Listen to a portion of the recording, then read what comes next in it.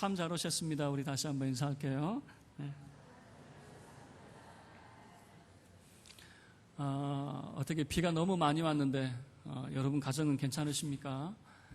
뉴스 보니까 봉천동, 신림동, 흑석동 다 이 주변이에요. 뭐 담벼락 무너지고 그래요. 뉴스 들으니까 참 살벌해요. 왜 다 이 근처가 이 근처에서만 문난리가 막 나오고 있는지.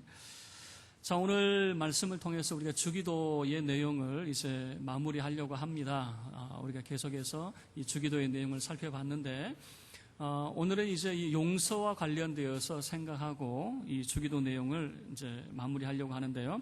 이제 두 가지 방면에서 생각을 해보도록 하겠습니다. 먼저 12절을 보면 용서라고 하는 단어가 나오지만 죄라고 하는 단어도 나옵니다. 그래서 12절과 13절을 보시면 세 가지 단어가 나오는데요. 죄, 시험, 악이라고 하는 세 가지 단어가 등장이 됩니다. 그래서 먼저 죄, 시험, 악이라고 하는 것을 먼저 다루고 그 다음에 용서라고 하는 것을 우리가 생각해 보도록 하겠습니다. 자, 먼저 이 세 가지 단어죠. 죄, 시험, 악이라고 하는 것입니다. 먼저 12절 말씀에서 죄를 이렇게 이야기를 하고 있습니다. 우리가 우리에게 죄 지은 자를 사하여 준 것 같이 우리 죄를 사하여 주시옵고 라고 하는 그런 표현을 쓰죠. 자, 여기서 말하는 죄라고 하는 것은 일반적으로 말하는 죄에 대한 표현이 아닙니다. 여기에서 원어적인 의미는 빚진 자라고 하는 그런 의미가 있고요. 채무자라고 하는, 그러니까 어떤 사람이 의무를 다해야 되는데 의무를 다하지 못했을 때 사용하는 그런 단어이거든요.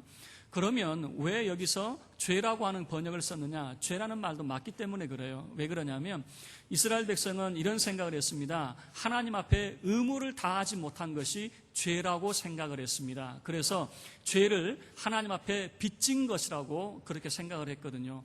그래서 사람 간에도 지금 여기서는 이제 우리에게 죄 지은 자라고 하는데 직역을 하면 이겁니다. 우리에게 빚진 자를 우리가 탕감해 주었듯이 하나님도 우리가 빚진 것을 탕감해 주십시오라고 하는 그런 직역이 되는데, 그러나 이제 12절 말씀처럼 죄로서 우리가 의미를 둘 수도 있겠습니다. 어쨌든 죄라고 하는 것은 여기서 사용되는 죄는 뭐냐면 의무를 다 해야 되는데 다하지 못한 것이 죄라고 하는 것으로 사용이 되고 있다는 것이죠. 그리고 이제 13절에서 시험에 들지 말게라고 하는 이 시험이라고 하는 것입니다. 보통 이 시험은 이제 세 가지 방면에서 어려움도 시험이 될 수 있겠죠. 내가 시험에 들었어라고 하면 큰 어려움이 지금 임했다는 것이고, 또 시험이라고 하는 것은 뭐냐면 테스트라고 하는 그 의미이겠죠. 어떤 것을 정말 이 사람이 믿음 안에 있는지 믿음 밖에 있는지라고 하는 것을 이제 드러내기 위한 어떤 시험의 과정으로서의 시험이라고 하는 것이겠죠. 그리고 이제 세 번째 의미는 뭐냐면 이제 우리가 13절에서 보여주는 악에서 구하여 주옵소서라고 하는 악과 관련되어서 시험은 유혹과 관련되어지는 것입니다. 그래서 이 시험이라고 하는 것이 이제 세 가지 방면이지만 크게는 이겁니다. 여러분, 이 시험이라고 하는 것은 내가 이것을 통과하면 참으로 믿음 안에 있다라고 하는 것을 증명하는 것이지만, 이 시험을 통과하지 못하면 유혹에 빠져 죄악 가운데 거하게 되는 모습이 바로 여기에서 보여주는 것입니다. 그래서 여러분, 이 누가복음에서 이제 보여주는 예수님과 시험에 관련된 그런 내용을 보면 예수님께서 40일 동안 금식하시면서 광야에 계셨는데 성경은 뭐라고 표현을 하고 있습니까? 예수님께서 마귀에게 시험을 받으셨다라고 하는 거죠. 이때 시험은 어떤 시험이겠습니까?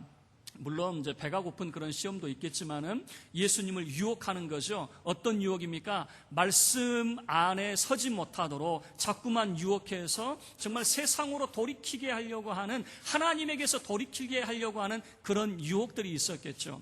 그리고 예수님께서 이제 누가복음 22장의 내용을 보면 사역을 다 마치시고 이제 겟세마네를 앞두고 있었습니다. 그때 예수님께서 하신 말씀이 뭐냐면 이런 말씀을 하셨는데, 너희는 나의 모든 시험 중에 항상 나와 함께한 자들이다 라고 하는 그런 표현을 썼어요. 나의 모든 시험 중에 너희가 함께했다. 여러분, 예수님이 마귀에게 시험 받으신 외에는 시험이라고 하는 표현이 없거든요. 여기서 나의 모든 시험이라고 하는 것은 예수님의 사역의 모든 어려움, 과정들을 말하는 것 같아요. 고통 속에 예수님께서 어려움을 당하실 때 그의 제자들도 함께 있었다라고 하는 것을 이렇게 표현하는 것 같습니다. 그리고 이제 겟세마네에서 예수님께서 기도하실 때에 제자들에게 당부하신 말씀이죠. 정말 내가 죽게 생겼는데 너희가 나를 위해서 함께 기도하기를 원한다. 너희가 시험에 들지 않게 깨어있어 기도하라라고 하는 말씀을 이제 예수님께서 제자들에게 하시죠. 그 말씀은 제자들로 하여금 시험에 들지 않도록, 유혹에 빠지지 않도록 기도하기를 당부하시는 그런 모습을 보여주게 되는 것이죠. 여러분, 이 시험이라고 하는 것은 그래서 결론을 내리면 이겁니다. 통과하면 믿음 안에 굳게 서게 되지만 이 시험을 통과하지 못하면 유혹에 빠지고 침륜에 빠진다라고 하는 것을 보여주게 됩니다. 그래서 여러분, 성경은 시험을 나쁜 것이라고 말하지 않습니다. 오히려 야고보서 1장 2절에서는 너희가 여러 가지 시험을 당하거든 온전히 기쁘게 여기라라고 하는 말씀을 합니다. 그 이유에 대해서 야고보서 1장 12절에 시험을 참는 자는 복이 있나니 이는 시련을 견디어낸 자가 주께서 자기를 사랑하는 자들에게 약속하신 생명의 면류관을 얻을 것이기 때문이라고 하는 거죠. 그 시험을 이겨낸 자에게는 생명의 면류관이 보장된다는 것입니다. 그러나 반대로 그 시험을 통과하지 못하는 자는 침륜에 빠지게 되어지는데, 이 침륜에 빠진다는 것은 뭐냐면 믿음에서 이탈하게 되어진다라고 하는 것이죠. 그래서 사단 마귀가 예수님을 시험할 때도 어떻게 시험을 합니까? 자꾸 말씀에서 벗어나도록 이렇게 시험을 하는 거죠. 그럴 때마다 예수님께서는 말씀으로 대응을 하시게 됩니다. 나는 오직 하나님만 나는 섬기기로 다짐한 사람이다. 나를 시험하지 말라라고 예수님께서 말씀으로 거절을 하게 되어지는 거죠. 자, 그런데 이제 세 번째 악이라고 하는 것은 우리가 이 악한 자의 그런 의미도 들 수가 있겠죠. 그러면 이 죄, 시험, 악이라고 하는 것을 우리가 떨어진 개념이 아니라 하나의 연관된 그런 개념으로 우리가 생각하기를 원하는데, 시편 1편 1절 말씀, 여러분 잘 아는 말씀이죠. 자, 제가 읽을 때에 아시는 분들은, 암기하시는 분들은 암송하시며 따라해 보시길 바랍니다. 시편 1편 1절입니다. 복 있는 사람은 악인들의 꾀를 따르지 아니하며 죄인들의 길에 서지 아니하며 오만한 자들의 자리에 앉지 아니하고 라고 하는 말씀이에요. 우리가 복 있는 사람은 어떤 사람이냐? 악인들의 꾀를 따르지 않는답니다. 죄인들의 길에 서지 않는답니다. 오만한 자의 자리에 앉지 않는답니다. 그런데 이것이 하나의 과정으로 이렇게 소개가 되어져 있어요. 처음부터 사람이 오만한 자의 자리에 앉는 사람은 없습니다. 처음부터 죄를 작정하고 짓는 사람이 없어요. 반드시 어떤 과정이 있냐면 악인의 꾀가 있다라고 하는 거예요. 악인의 유혹이 있다는 겁니다. 악인들의 유혹이 결국에는 나는 저 사람처럼 되지 않아야지, 나는 저들처럼 살지 않아야지 했는데 나중에 어떤 모습이냐면 죄인의 길에 서 있는 모습이에요. 자기도 모르게 죄인의 길에 서 있어요. 그리고 자기도 모르게 오만한 자의 자리, 나는 저들처럼 되지 않아야지라고 했는데 자신도 모르게 오만한 자의 자리에 앉아있는 모습을 발견하게 되어진다는 것이죠. 그러면 어떤 것입니까? 악인들의 꾀, 죄인의 길, 오만한 자의 자리, 이 모습이 악, 시험, 그리고 죄라고 하는 개념으로 이렇게 연관성을 갖게 되어지는 거죠. 제가 이제 청년 때 느꼈던 것이 있습니다. 제가 여러분 자리에 앉아있을 때, 청년 때 가장 참 이 예배의 그 모습에서 제일 불량스러운 모습이 이제 뭐였냐면, 우리 찬양대 여러분 죄송해요. 찬양대 앉아있으면서 조는 분들이 제일 불량해 보였어요. 아니, 앞에 앉아가지고 조는 분들 이해가 안 가더라고요. 우리 찬양대 오는 조는 분이 없어요. 또 조는 분 있나 하고 또 보지 마시고. 제가 어렸을 때 그랬다고, 제가 그랬는데 이제 시간이 되니까 저도 이제 찬양대를 섰어요. 이제 노래도 못하지만은 그때는 노래 진짜 못했어요. 욕도 많이 먹고. 참 노래도 못하지만은 찬양대 한번 서봐라. 또 친구들이 찬양대 서니까 저도 찬양대를 했네요. 그런데 저도 왜 그렇게 찬양대만 서면 졸음이 옵니까? 찬양 딱 끝나고 나면은 어떤 때는 목사님 설교 끝날 때 일어난 적이 있어요. 세상에 왜 그럴까? 근데 물론 이유는 있었어요. 친구들 만나느라고 토요일 저녁에 밤새 싸돌아다니고 잠 안 자고 새벽에 잤으니 주일날 천하 어떤 사람이라도 안 졸겠습니까? 근데 그거는 모르고 왜 나는 졸까? 왜 나는 졸까? 그래서 마음을 먹었어요. 나 이제 안 졸아야지 마음을 먹었어요. 한 1년 정도를 졸았던 것 같아요. 그리고 내가 제일 꼴불게 제일 보기 싫었던 것을 왜 내가 하고 있을까라고 하면서 막 허벅지를 찔러가는데도 막 졸음은 어쩔 수가 없더라고요. 그래서 토요일 날 친구들도 안 만났어요. 안 만나고 내가 마음을 먹고 이제 주일날은 절대 안 자야지. 그리고 기적적인 일이 일어났어요. 진짜 안 잔 거예요. 진짜 안 좋은 거예요. 아멘도 안 하시네요. 저는 기적적인 일이었어요. 그런데 더 놀라운 것이 벌어졌어요. 한 번 앉으니까요, 그 다음에 계속 앉아더라고요. 그리고 제가 깨달은 것이 있어요. 예배의 모습도 습관이구나라고 하는 게 습관. 내가 어떤 습관을 가지고 있느냐에 따라서 한 번 조니까 계속 졸게 되던데 한 번 앉으니까 계속 앉게 되더라고요. 그러면서 제가 이제 느낀 거는 뭐냐면 처음 신앙할 때는요, 이 신앙하는 모습이 얼마나 예쁜지 몰라요. 기도할 때도 가르쳐 주는 데 마거든요. 두 손 꼭 모으고 하나님 앞에 얼마나 진실하게 기도하는지. 그런데 시간이 지나면 지날수록 어떤 모습이냐면 불량스러워져요. 예배의 모습이 저는 어렸을 때부터 찬양 부를 때요, 호주머니에 손을 꽂는 거는 상상도 못했어요. 그런데 서서 찬양하는 분들 중에 호주머니에 손 넣고 찬양하는 분이 계셔요. 이렇게 찬양하는 분이 계세요. 불량스럽죠?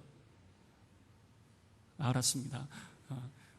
목사님 중에서도 이렇게 호주머니에 손 넣고 이제 설교하는 분도 계셔. 이제 세상이 많이 바뀌어 가니까 이해할 수도 있겠죠. 근데 옛날에 제가 그런 생각을 가졌다고요. 그러니까 참 신앙하는 모습이 처음 할 때는 참 예뻐요. 그래서 지금도 예수 처음 믿는 분들은 신앙하는 모습이 참 예쁘게 신앙하셔요. 근데 시간이 지날수록 보면 약간 불량스러운 그런 모습을 보게 되는 거예요. 조는 분들도 보면요, 참 예쁘게 조는 분이 있어요. 예쁘게 조는 분이 어떤 분이겠습니까? 안 졸려고 발버둥을 치는데 조는 분들이 있어요. 그래서 막 일어나려고 막 자기 자신을 막 이렇게 하는 분들 보면은 그렇게 조는 분들은 예뻐 보여요. 근데 대놓고 주무시는 분들은 참 불량스러워 보이는 거죠. 도무지 이해가 안 가는 거죠. 자, 처음부터 우리가 졸았느냐? 아니라는 거예요. 다시 이야기하면 처음부터 우리가 악한 자가 되어졌느냐? 아니라는 거예요. 처음에는 선한 마음을 가졌겠죠. 그러나 악한 꾀에 빠지게 되어서 점점 예배의 태도도 그렇고 예배의 태도도 불량스러워져 가고 삶의 태도도 불량스러워 가지고 하나님에 대한 그런 자세도 불량스러워져 가고 점점 그렇게 되어져 간다 그 말입니다. 그러면 여기서 말하는 우리에게 죄 지은 자가 어떤 사람이냐라고 하는 거예요. 기본적으로 죄 지은 사람은 하나님 말씀에 순종하지 못한 사람을 죄 지은 자라고 하는 표현을 쓰게 되어집니다. 그러면 우리에게 죄 지은 자, 우리에게 의무를 다하지 못한 자라고 하는 것이거든요. 그런 사람들에게 우리가 어떻게 해야 됩니까? 라고 하는 거예요. 예수님 당시에 죄 지은 자, 하나님께 그리고 사람에게 의무를 다하지 못한 사람들, 그 사람들을 전부 다 죄인으로 낙인을 찍었거든요. 그런데 예수님께서는 뭐라고 합니까? 우리에게 죄 지은 자에 대해서 어떻게 하라? 용서하라 라고 하는 것을 말하게 되어지는데, 여러분 마태복음을 보면요, 특별히 이 주기도라고 하는 내용 속에서 보면 용서라고 하는 것이 강조되어 있어요. 여러분 이것을 어떻게 알 수 있냐면 14절과 15절 말씀을 보세요. 한 번 더 강조를 하고 있어요. 그냥 이 12절에서 용서하라고 하는 것으로 끝내면 되는데 14절과 15절 뭐라고 합니까? 함께 읽겠습니다.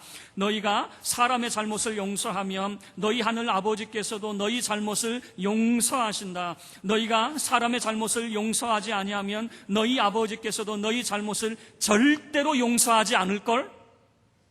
제가 조금 바꿨어요. 지금 여기에 강조되는 내용이 뭐냐면 용서라고 하는 것이 강조되어 있어요. 너 용서하지 않으면 하나님도 너희 용서하지 않아. 왜 이렇게 강조되어 있는가 그 말이에요. 여러분 이것을 살펴보면 이 마태복음에서 마태는 왜 용서를 강조하고 있을까? 성경은 이 마태복음 전체를 보면 용서가 강조되어 있어요. 왜 그럴까? 마태만큼 용서에 민감한 사람이 없다는 거예요. 마태가 어떤 사람이었습니까? 그는 죄인으로 낙인 찍었던 세리였던 사람이었거든요. 그런데 무슨 일만 생기면 저 세리가 말이야, 저 사람 내가 과거를 아는데 저 사람 세리였어, 죄인이었어. 말끝마다 예수님이 용서하시고 예수님께서 덮어주셨는데 그것을 뭔 말만 하면 꺼내놓게 되어지는 거죠. 뭔 잘못만 하면 꺼내놓게 되어지는 거죠. 저 사람 세리였는데 여러분, 그래서 마태만큼 용서에 민감한 사람이 없어요. 그래서 마태복음에서 용서라고 하는 것이 얼마나 강조가 되어져 있는지 몰라요. 14절과 15절 말씀도 너희가 용서하지 않으면 하나님도 너희 용서하지 않아, 이렇게까지 말해가면서 용서를 말하고 있는 것이잖아요. 왜요? 어쩌보면 마태만큼 용서에 대해서 사무친 사람이 없을 거예요. 비관 아니로 이런 생각을 해봤어요.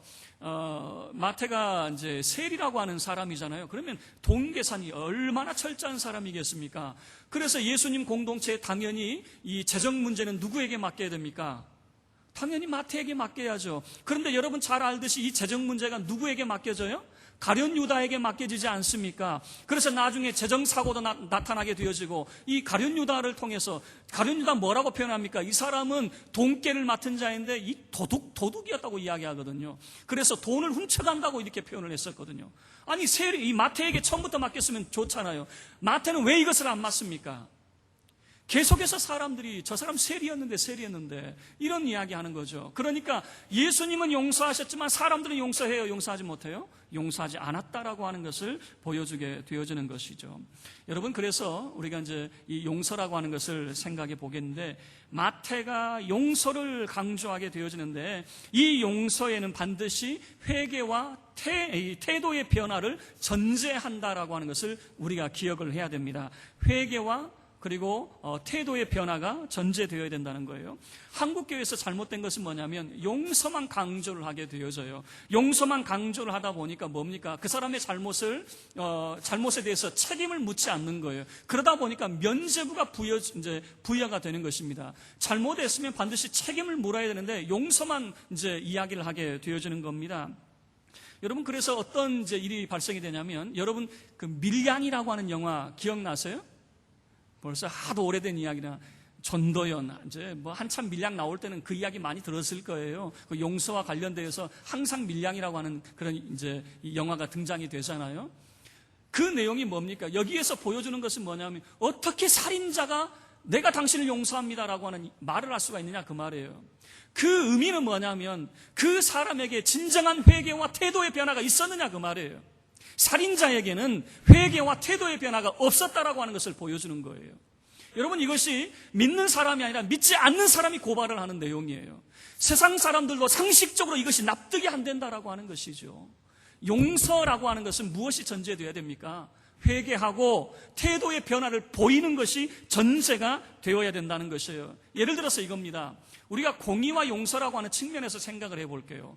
만약에 공의가 없는 용서, 공의가 없어요. 책임을 묻지 않고 용서만 있어요. 그것은요, 죄를 조장하는 꼴입니다. 또다시 죄를 범죄하게 되는 거예요. 자식이 잘못을 했어요. 그런데도 허허, 그럴 수 있지 그러면서 넘어가줘요. 그 자식 나쁘게 만드는 거예요. 그래서 여러분 잘 아는 그 옛날 이야기 있잖아요. 자식이 감옥에 갇혔는데 나중에 어머니 귀를 깨물었다는 이야기 있잖아요. 왜요? 바늘도둑이 소도둑 된다고, 내가 어렸을 때 잘못했을 때 지적을 했으면 내가 이렇게까지 안 되는데 어머니가 내 인생 망쳤습니다 라고 하는 그 옛 이야기가 있잖아요. 무엇을 이야기하는 거예요? 반드시 공의와 그리고 용서라고 하는 것이 동시에 우리가 생각을 해야 돼요. 그런데 예수님 당시에는 무엇이었냐면은 용서는 없고 공의만 있었어요. 용서가 없고 공의만 있으면 어떤 사회가 되어지냐면, 한 번 죄인으로 낙인이 찍히면 용서가 없기 때문에 영원히 죄인이 되어지는 거예요. 그래서 예수님 시대가 어떻습니까? 의인과 죄인으로 구분되어지는 거예요. 말씀대로 살아가는 바리새파 사람들, 이런 사람들은 의인이요, 말씀대로 살아가지 못하는 세리, 죄인, 장녀, 그리고 말씀대로 살지 못하는 일반 평민들은 전부 다 죄인으로 낙인이 찍히게 되어지는 거죠. 용서가 없고 공의만 남게 되어질 때 그런 현상이 나타나게 되어진다는 거죠. 그래서 성경이 우리에게 보여주는 것은 무엇이냐면, 반드시 용서라고 하는 것은요, 우리에게 회개와 우리의 태도의 변화가 전제되어야 된다는 것입니다. 자식이 잘못을 했는데 잘못했습니다라고 해놓고 또다시 그 일을 반복적으로 지어요. 그것은 진정한 그런 회개가 이루어진 것이 아니죠.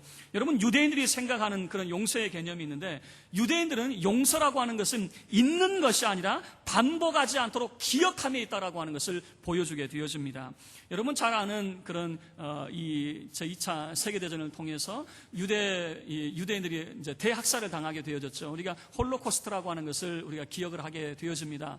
아우슈비츠라고 하는 그런 수용소의 그 출입구에 편말 하나가 있습니다. 미국 철학자 조지 산타야나의 말을 편말로 세워놨는데 이런 말이 있습니다. 역사를 기억하지 않는 사람들은 그 일을 반복하게 된다라고 하는 거예요. 역사를 기억하지 않으면 그 일이 반복되어져요. 용서했다고 그것을 거기에서 멈춰버리면 그 일이 계속해서 반복되어지는 겁니다. 그리고 독일 뮌헨에 다우라고 하는 강제 수용소가 있어요. 여러분, 독일이 어떤 나라입니까? 그들이 유대인들과, 그리고 그 당시에 유대인들만 학살을 했던 것이 아니에요. 동성연애자, 그리고 지체장애자, 이 사람들을 전부 다, 그러니까 열등하다고 생각되는 사람들은 전부 다 죽여버렸어요. 이건 참 극악무도한 일을 이제 저지르게 되어지는 거예요. 그러니까 자기들만 우월민족이고, 우월민족에 이제 속하지 못한 사람, 지체장애자들도 마찬가지예요. 그런 사람들, 유대인들도 그 속에 이제 포함이 되는 거죠. 그래서 이제 대학살을 하게 되어지죠. 거기에서 한 유대인이 벽에 쓴 글이 있었어요. 여러분 잘 아는 그런 내용일지 몰라요. 용서하라, 그러나 기억하라 라고 하는 내용이에요. 유대인들은 기본적으로 용서합니다. 용서하지만 기억하는 거예요. 왜냐하면 그 일이 반복되지 않게 하기 위해서라고 하는 거죠. 자, 우리가 용서를 하는데 그게 또다시 반복되면 그건 용서할 수가 없는 거예요. 용서한다는 의미는 뭡니까? 다시는 그 일을 하지 말라라고 하는 그런 측면이 담겨져 있는 것이죠. 다시는 그 일을 재발하지 말라라고 하는 그런 이 의미가 그 속에 담겨지게 되는 것입니다. 우리나라에서도 마찬가지입니다. 위안부 문제가 있습니다. 이 위안부 문제가 정말 이 위안부에서 고통당한 우리 할머니들이 있어요. 그런데 일본에서 책임을 집니까? 과거 박정희 시대에 그들이 국가 간에 그런 과거사를 다 해결했다. 우리가 지불할 거 다 지불했다. 더 이상 우리가 위안부 문제에 책임질이 없다. 이렇게 뒷짐져 버리는 거잖아요. 과거사에 대해서 묻어버린 겁니다. 일본은. 여러분 그게 바른 태도가 아니라는 거예요. 근데 독일의 모습을 보세요. 독일의 모습은 지금도 수용소를 만들어 놨어요. 그 수용소가 있어요. 그것을 통해서 우리가 잘하는 것도 잘못한 것도 다 드러내는 거예요. 잘못한 것은 다시 하지 않겠다는 의미가 그 속에 담겨진 거죠. 그래서 용서는 있는 것이 아니에요. 있는 것이 아니라 기억하는 겁니다. 왜 기억합니까? 다시는 그 일을 반복하지 않겠다라고 하는 의도가 담겨져 있다라고 하는 것이죠. 자, 그리고 오늘 이제 용서에 대해서 다시 한번 우리가 생각해 볼 것은 뭐냐면 이 용서, 자, 12절 말씀 우리 다시 한번 읽기를 바랍니다. 12절입니다. 우리가 우리에게 죄 지은 자를 사하여 준 것 같이 우리 죄를 사하여 주시옵고. 자, 이 말이 매우 애매한 말이 되어지기 때문에 그럽니다. 이것이 바뀌면 괜찮아요. 하나님께서 우리를 용서해 주신 것처럼 우리도 우리에게 죄 지은 자를 용서합니다. 그러면 앞뒤가 맞잖아요. 그럴싸하잖아요. 그런데 문제는 뭐냐면 마치 이렇게 이제 소개가 되는 거죠. 우리가 우리에게 죄 지은 자를 용서했잖아요. 그러니 하나님도 우리 용서해 주셔야 됩니다. 이런 식으로 비추고 있다는 거예요. 마치 하나님께 용서를 구한 것이 내 의를 기준으로 하나님 앞에 용서를 구하고 있는 것처럼 보이고 있다라고 하는 것이죠. 자, 이것을 어떻게 학자들이 해석을 하고 있냐면 첫 번째는 용서라고 하는 것은 이렇게 해석을 합니다. 하나님 나라의 가장 중요한 덕목이 뭐냐? 용서라고 하는 덕목이다라고 하는 것이죠. 하나님의 나라는 용서를 통해서 이루어진다라고 하는 것을 말하게 되어지고, 그리고 두 번째 의미는 뭐냐면은 우리가 이것을 뒤집어서 해석을 하게 되어지는 겁니다. 내가 용서했기 때문에 용서를 구하는 것이 아니라 하나님께 용서받은 자로서 내가 용서를 구한다라고 하는 것이에요. 자, 이것을 어떻게 해석을 하면 7장의 내용을 가게 되어지면 여러분 잘 아는 율법의 황금률이 나오게 되어집니다. 율법의 황금률이 어떤 내용입니까? 이런 내용이죠. 너희가 비판받지 않으려거든 남 비판하지 말라라고 하는 이야기죠. 그리고 율법과 선지자의 강령이 뭡니까? 너희가 남에게 대접을 받고자 한다면 너희가 대접을 받고자 하는 만큼 남을 대접해라. 이것이 바로 율법이요 그 선지자니라라고 하는 그런 표현이 있잖아요. 자, 이 말은 뭐냐면 이런 내용이에요. 내가 다른 사람이 했으면 하는 것을 다른 사람에게 요구하지 말고 너가 먼저 해라, 그 말입니다. 우리는 이렇게 이야기해요. 하나님, 다른 사람에게 용서해달라고 이야기하면서 자기는 용서를 안 해요. 우리 이것을 보고 뭐라고 이야기합니까? 심보가 고약하다 라고 그렇게 표현하죠.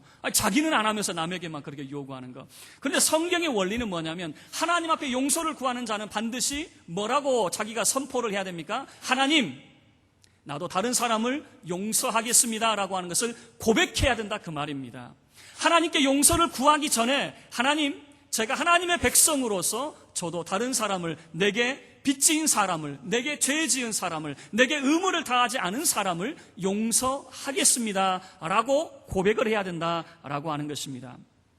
그런데 이 용서라고 하는 주제를 우리가 이제 생각하는데 사실은 이 용서가 매우 어려워요. 성도분들에게 제가 질문을 이제 하면요, 신앙생활하기에 뭐가 어렵습니까? 그러면 말씀대로 사는 것도 어렵습니다. 기도하는 것도 너무너무 어렵습니다. 그러는데 더 어려운 게 뭐냐? 그러면 용서하는 게 어렵습니다. 그래요.